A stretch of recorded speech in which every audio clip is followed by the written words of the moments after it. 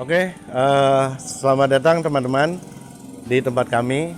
Kami di tempat ini namanya TPS 3R Rumah Kompos. TPS singkatan dari tempat pengelolaan sampah berbasis 3R. 3R itu apa? Reduce, Reuse, Recycle.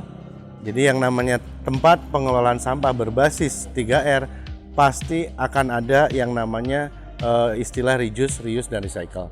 Nama TPS kita namanya Rumah Kompos sengaja supaya kita semangati terus untuk setiap hari melakukan pengelolaan sampah organik menjadi kompos.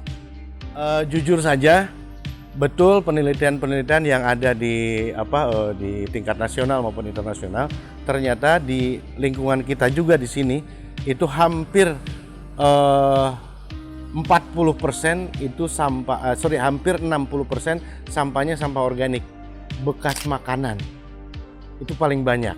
Sisanya yang 50-40% itu anorganik.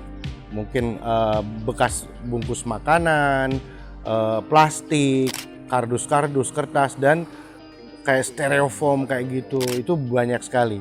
Tapi jumlahnya ya masih di bawah 40%. Salah satu yang membuat nama TPS kita TPS Rumah Kompos adalah kita selalu mengelola sampah organik. Sampah organik itu apa? Sampah bekas makanan dan lain-lain. Kita cacah menggunakan mesin cacah. Kemudian setelah kita cacah menggunakan mesin cacah, kita simpan di dalam bambu segitiga. Kita bilangnya bambu aerator dengan sistem open windrow supaya gas etananya keluar dengan alami. Kita lakukan pembusukan alami. Nah, setelah matang, pupuk kompos ini kita simpan di tempat ini. Ini ada bata tapi bolong-bolong, maka kita bilang bata berongga. Jadi ini mungkin harus kita tahu semuanya, ini adalah hasil cacahan sampah organik, ya. Sampah organik yang sudah kita cacah, kita matangkan. Nanti kita akan cacah ulang dan kita ayak untuk menjadi pupuk kompos. Pupuk kompos adalah pupuk yang dihasilkan dari bahan-bahan organik yang sudah kita kelola. Ini rata-rata usianya sampai 1 bulan baru jadi pupuk organik. Dikarung-karungin seperti itu sudah siap dipakai. Nanti didistribusi ke masyarakat yang membutuhkan atau yang ingin membeli. Yang anorganik kita bagi lagi, mana yang bagian kertas, mana yang bagian plastik, mana yang bagian botol, gelas minuman, terus kaleng, besi, termasuk beling-beling, kita pisahin semuanya. Setelah dipisahkan semuanya, ini kan ada nilai ekonomisnya. Nah, yang nilai ekonomisnya ada, kita kumpulkan sesuai dengan jenisnya, kemudian kita masukin ke dalam tempat, dan biasanya kita lempar ke pabrik atau kita lempar ke pelapak-pelapak besar.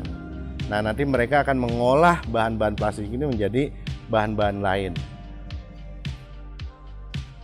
Ini untuk seluruh masyarakat Indonesia ya, khususnya yang masih ada di dunia ini dan menghasilkan sampah. Karena semua manusia tidak lepas dari sampah ya. Bangun tidur, mau tidur, sampai mau tidur itu pasti ngeluarin sampah.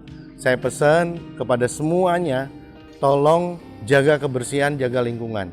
Terus lakukan pemilahan sampah dari rumah. Sadar. Pilah sampah dari rumah. Itu saja yang paling penting. Kalau kita udah milah sampah dari rumah, minimal 2 kantong, kantong organik sama kantong anorganik, itu sudah membantu lingkungan supaya lebih bersih.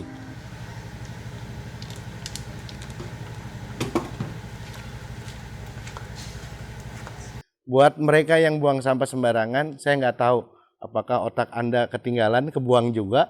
Itu kan kadang-kadang ya bisa jadi karena nggak pakai otak, akalnya nggak dipakai, dia nggak mau memperhatikan lingkungan, berarti otaknya kebuang tuh sama sampahnya.